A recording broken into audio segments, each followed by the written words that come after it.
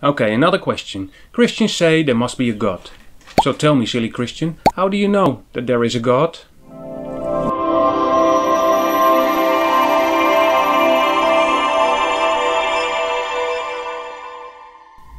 Basically, the answer to this question is very simple. Most Christians actually believe that God revealed himself to us in different ways. One way he did that is through nature. The Apostle Paul already said this in Romans 1 verse 19 and 20, in which he says, "Since what may be known about God is plain to them, because God has made it plain to them. For since the creation of the world, God's invisible qualities, his eternal power and divine nature, have been clearly seen, being understood from what has been made, so that people are without excuse." So just take a long and good look around you and you will see. Throughout history, people studied nature and always recognized God's eternal power. Look at all the paintings in a museum. Look at the skyscrapers all over the world. Listen to this message on your smartphone or laptop. We all recognize that technology like these must have someone who designed it and made it. Now, the human body is tremendously more complex. I mean, even the tiny cells you will find in nature are extremely complex. This alone screams for a designer, a creator. A second thing where we Christians are thinking about is spiritualism.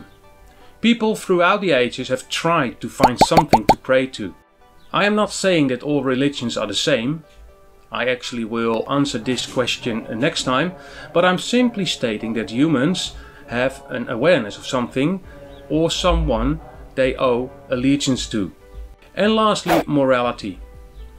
From a very young age we all know the difference between good and bad.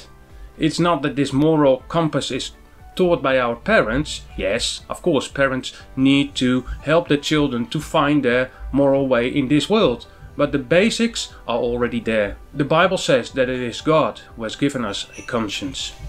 For example, Romans 2, verse 14 and 15, where Paul says, "Indeed, when Gentiles who do not have the law do by nature things required by the law, they are a law for themselves, even though they do not have the law. They show that the requirements of the law are written on their hearts, their conscience also bearing witness, and their thoughts sometimes accusing them, and at other times even defending them."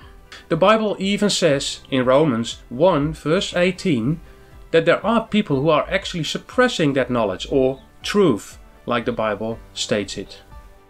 So to conclude, true enough, there is no scientific formula to prove that there is a God. However, the fact that someone is asking questions just like these prove that humans are thinking further than just living their lives. Questions like why do we love, why do we long, and why do we actually believe in good and bad are in fact indirect proof that we are more than a random produced bag of chemicals. Deep inside, we cannot accept our existence as futile or ultimately meaningless. These questions urge us to look at people like Jesus. He claimed many things. One of these things was that he actually was God, who came to earth and lived among us. Let's get smart and look at his life. His claims were justified.